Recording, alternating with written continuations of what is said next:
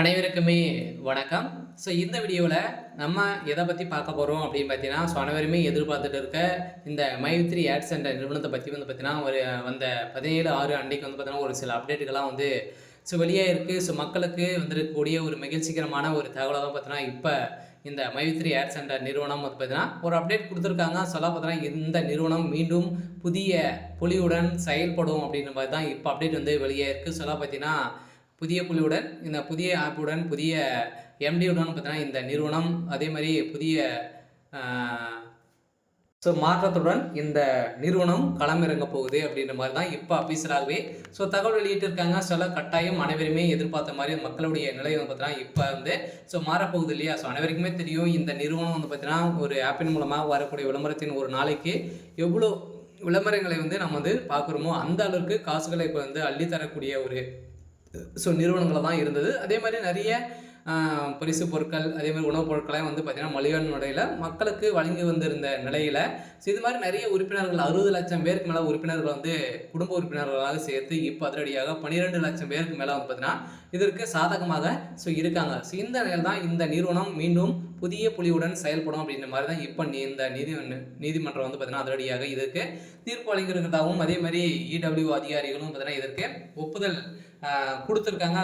கட்டாயம் இந்த நிறுவனம் செயல்படுறதுக்கான அதிகப்படியான வாய்ப்புகள் இருக்குது. இதை பற்றி இந்த வீடியோவில் நம்ம முழுமையாக பார்க்கலாம். அதுக்கு முன்னாடி நம்ம சேனலுக்கு இப்போ தான் நீங்கள் முதல் முறையாக வந்திருக்கீங்க அப்படின்னா மறக்காமல் நம்மளுடைய சேனலை சப்ஸ்கிரைப் பண்ணி சப்போர்ட் பண்ணுங்கள்.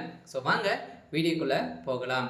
பார்த்தீங்கன்னா இந்த மை3 ஆட்ஸ் என்ற நிறுவனம் தமிழகத்தில் செயல்பட்டது பார்த்தீங்கன்னா திடீர்னு ஒரு 2 வருடத்துக்கு முன்னாடி பார்த்தீங்கன்னா இந்த நிறுவனத்தில் நிறைய புகார்கள் எழுந்த இந்த நிலையில் முடக்கப்பட்டது.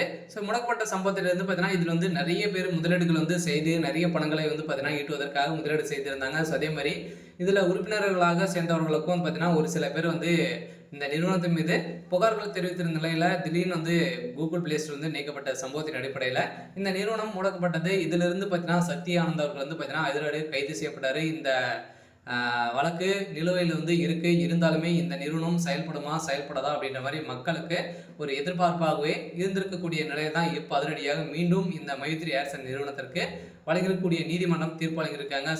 அனைவருமே பார்த்தீங்கன்னா இதற்கு ஒப்புதல் கொடுத்துருக்கிறதாகவும் கூடிய விரைவில் இந்த மந்த்து வருகிற ஜூலை 1ஆம் தேதி பார்த்தீங்கன்னா இந்த நிறுவனம் செயல்படும் அப்படின்ற மாதிரியும் ஒரு அப்டேட் கிடைத்திருக்கு.